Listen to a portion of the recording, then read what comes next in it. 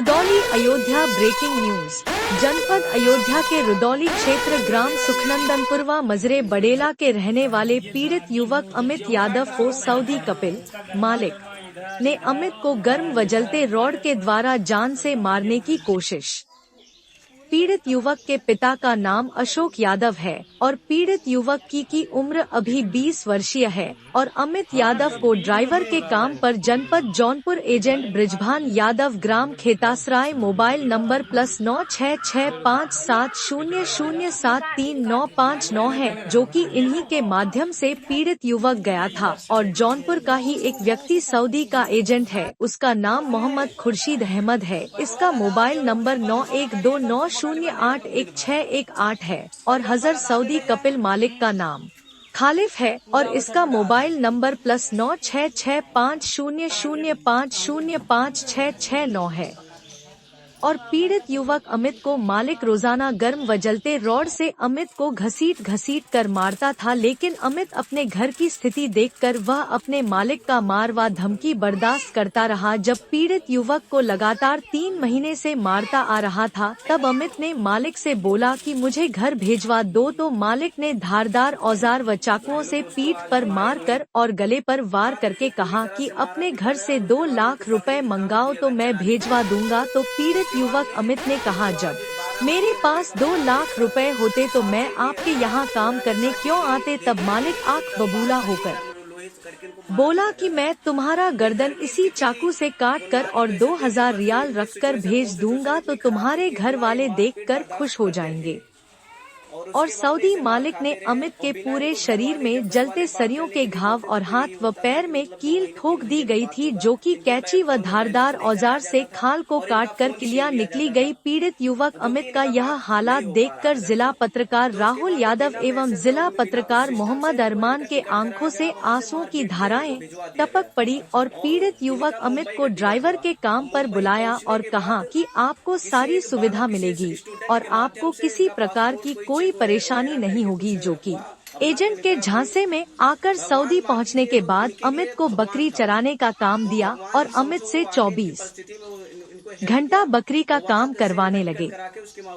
और अमित कई बार कहा कि मुझे घर भेजवा दो, लेकिन अमित को नहीं भेजा गया और अमित को दवा के नाम पर जहर दिया, लेकिन अमित उसे नहीं पिया क्योंकि अमित ने जहर मिलाते समय देख लिया था। जब सऊदी मालिक ने जाने कि अमित अब जान से मर जाएंगे, तब अमित के घर वाले को बिना SMS और बिना फोन किए अमित का सऊदी से मुंबई का टिकट करवा दिया।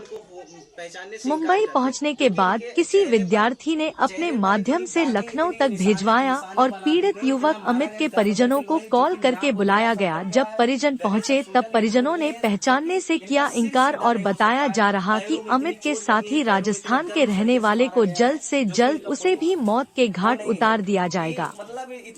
और घर व गांव एवं रिश्तेदार मित्र लोग देखकर हुए हैरान और परिजनों का रो रो कर हुआ बुरा हाल और सब लोग पीड़ित युवक अमित को जल्द से जल्द स्वास्थ्य होने की कर रहे विनती। जिला पत्रकार राहुल यादव और मोहम्मद अरमान की खास रिपोर्ट। पूछेंगे कि क्या कैसा मामला था, इनको किस माध्यम से इनको भिजवाया गया, वहाँ पे किस माध्यम से इनको भिजवाया गया और जो कि किस चीज का इनको झांसा देकर वहाँ बुलाया गया। तो भैया हम पूछना चाहेंगे, भैया बताइए आप। भैया इनको क्या नाम है, ड्राइवर के बीजे पर इनको वहाँ पर बुलवाया गया और बताया गया कि आपको क्या नाम है ड्राइवरी की नौकरी दी जाएगी, सैलरी अच्छी मिलेगी। लेकिन यहाँ से जब वहाँ गए तो पता चला कि वहाँ भेड़ चरानी पड़ी। वहाँ पर भेड़ें चरानी पड़ती थी, लगभग 500 से 600 भेड़ें थी, जो ये क्या नाम है अकेले संभालते थे।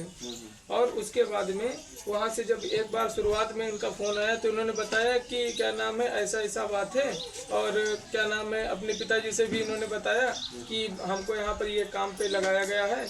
लेकिन अब यहाँ से कर्जा ले करके गए थे, जो कि इनका लगभग 1 लाख के आसपास में कर्जा था।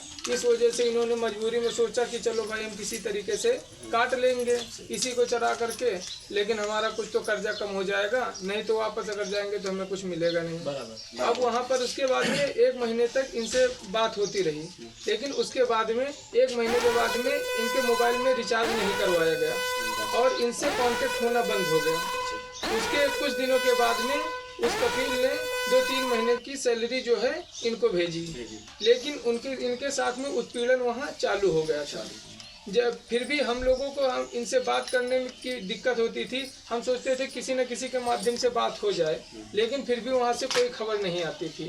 फिर इनके साथ उत्पीड़न इतना ज़्यादा हो गया कि इनको क्या नाम है, ये अगर अपने सहयोगी से वो अगर कहते थे कि हमारे यहाँ से बात करवा दो, तो वो भी क्या नाम है इनकार कर देता था, क्योंकि इनके सहयोगी को भी वो लोग मारते थे और वो कहते थे कि अगर आप कुछ करोगे तो हम क्या नाम। और उसके 1 महीने के बाद 2 महीने तक उसके में था रिचार्ज, उसके बाद उसके में भी रिचार्ज हो गया कि उसके माध्यम से भी हम लोगों को कोई खबर नहीं मिलती थी। और अब अचानक क्या नाम है 12 महीने के बाद में उन्होंने 4-5 महीने की हमारी क्या नाम है 5 महीने की सैलरी इनकी दी थी, 7 महीने की सैलरी भी नहीं दी और बिना बताए क्या नाम है इनका टिकट करवा दिया। जब उन्हें लगा कि ये मर जाएंगे तो उन्होंने अपनी जान बचाने के लिए इनको वहाँ से टिकट करवा करके बिना किसी को इन्फॉर्मेशन के वहाँ से भेज दिया गया और इंडिया भेज दिया गया। वहाँ से फिर जब ये मुंबई एयरपोर्ट पे उतरे हैं तो ये इस हालत में नहीं थे कि ये अपना किसी को स्टूडेंट ने इनकी ये हालत देखी और वहाँ से एयरपोर्ट से निकलते हुए तो उसे लगा कि क्या नाम है ये कहीं इधर कहीं रहने वाला सही व्यक्ति है, जो क्या नाम है पासपोर्ट है, तो जाहिर सी बात है कोई ना कोई अच्छा व्यक्ति होगा।